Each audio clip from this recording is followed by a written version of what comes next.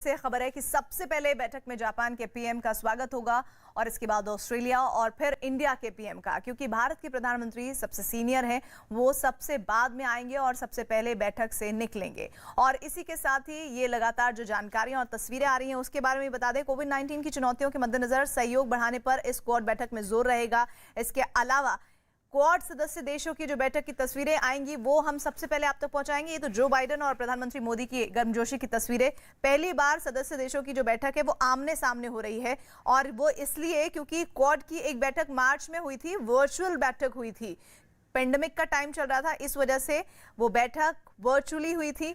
भारत प्रशांत क्षेत्र में नियम आधारित व्यवस्था बनाने पर जोर होगी और साथ ही साथ कोविड-19 यानी पेंडेमिक के समय में जो चुनौतियां हैं उनके मद्देनजर सहयोग बढ़ाने पर जोर क्वाड देशों की बैठक में रहने वाला है। विभूति झा भी हमारे साथ बने हुए हैं लगातार और बता रहे हैं कि किस तरह से क्वाड देशों की बैठक के जरिए चीन और पाकिस्तान मुख्य तौर पर टारगेट पर रहेंगे। लेकिन कल हमने देखा दो महत्वपूर्ण बातें थी जो कमला हैरिस ने भी कही और आज ऐसा लग रहा है कि जो बाइडेन भी कह रहे हैं उस बात को, और क्वाड देशों के भी इर्द गिर्द जो मुद्दे हैं वो शामिल रहने वाले हैं। उसमें सबसे बड़ा जो मुद्दा है वो पेंडेमिक के समय सहयोग बढ़ाने को लेकर है। इसमें किस तरह की बातों पर और विचार किया जा सकता है विभूति जी? इसमें तो कोविड का जहां तक मामला है प्रीति जी, वो तो सारी दुनिया जानती है कहां से शुरू हुई दास्तान और कहां जा रही है, किसको फायदा हुआ किसको नुकसान हुआ, ये सब जानते हैं।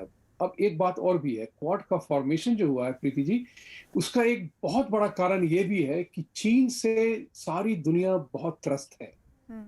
कोई नहीं लाइक करता है। This is something I can give you a feedback. यहाँ पे अब देखिए, पॉलिटिकली करेक्ट होने की वजह से कोई सामने बोलता नहीं है, लेकिन आज की तारीख में चाइना को कोई भी पसंद नहीं करता, क्योंकि उसकी दादागिरी से कोई भी प्रसन्न नहीं है। लोग छोटे छोटे जो देश हैं जो चाइना के, वो कहते नहीं है, उनका जो एक दास्तान होता है, वो कहते हैं किलर कॉन्ट्रैक्ट बनाते हैं। वो जो जिस कंट्री को वो पैसे देते हैं उस कंट्री को बिल्कुल वो नए सूदखोर बन के वहां बैठ जाते हैं। वो दिस नो कंट्री लाइक्स। दो तीन छोटे कंट्रियों ने तो वो किलर कॉन्ट्रैक्ट को फाड़ के फेंक भी दिया। एक तो बात वो है। और चाइना क्या करता है कि वो एक पाकिस्तान को यूज करता है। पाकिस्तान तो एक रेंटियर स्टेट है ना, कि जो भी भाड़े पे ले लो उससे तो वो किसी के साथ भाड़े पे जाने को तैयार होता है। तो आज की तारीख में उनको इनकम पाकिस्तान को वो यूज करते हैं। तो आपने सुना होगा कि कमला हैरिस ने बिना किसी प्रोवोकेशन के, बिना किसी अपने आप, उन्होंने कहा कि पाकिस्तान की पॉलिसी जो टेररिज्म का है वो उन्होंने यूज किया शब्द नेटलसम। और नेटलसम का मतलब होता है कि जो हमेशा लोगों को तंग करे। तो पाकिस्तान कैसे तंग करता है? आज की तारीख में भी भारत को वो 26/11 के लिए अभी भी सबूत मांग रहा है। वो डेमोक्रेटिक प्रोसेस और डेमोक्रेटिक टूल्स को अब्यूज करते हैं, both China and Pakistan. So लोगों को, even Islamic countries are fed up and tired of Pakistan.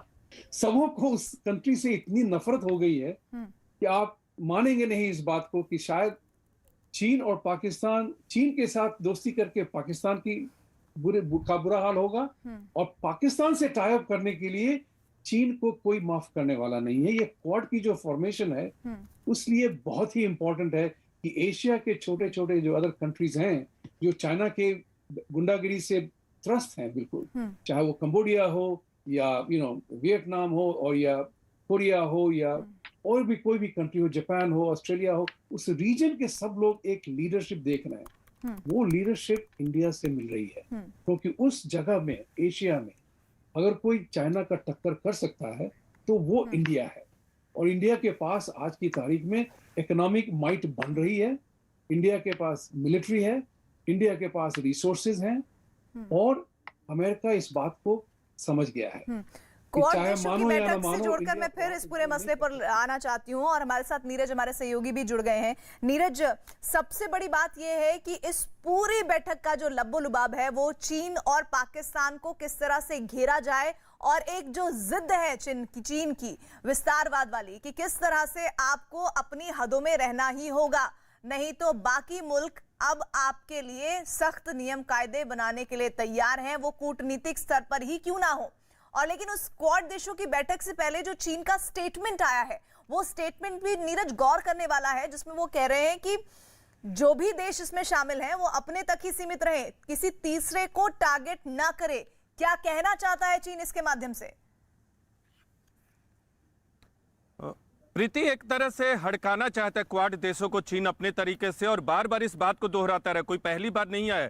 Quad के देशों की बैठक जो हो रही है अब से थोड़ी देर बाद होगी, उसके पहले चीन की तरफ से ये बयान आया है उनके विदेश मंत्रालय की तरफ से। तो वो ये बताना चाहते हैं कि आपको दूसरे देशों का समर्थन नहीं मिलेगा।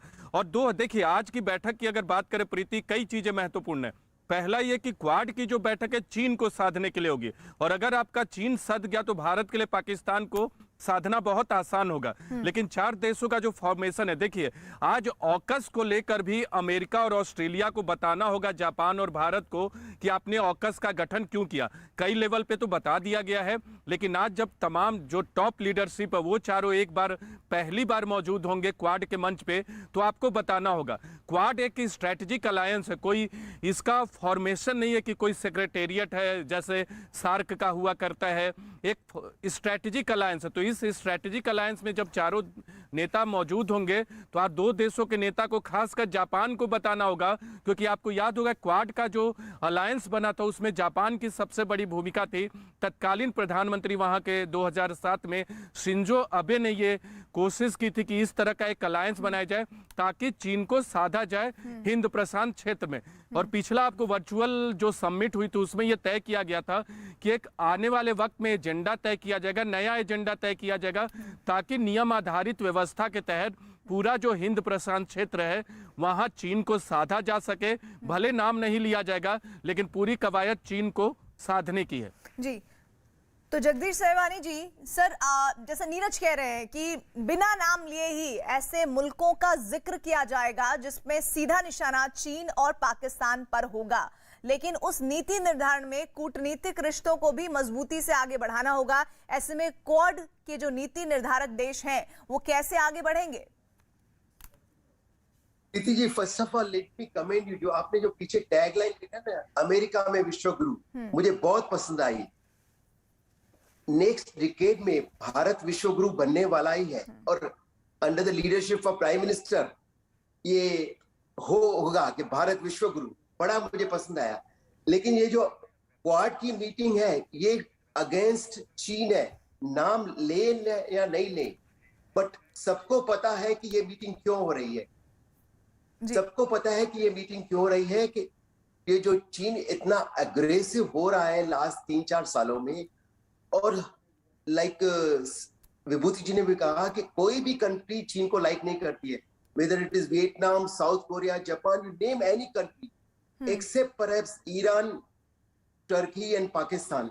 बाकी पूरा विश्व चीन के खिलाफ है। जो ये क्वाड का जो मीटिंग है, it is basically against China, and मुझे तो लग रहा है कि चाइना का नाम लेंगे और लेना ही चाहिए कि इतना एग्रेशन और बुलिंग इन 2021 पूरे वर्ल्ड के लिए खतरा है, वो अच्छा नहीं है। जी जी जी।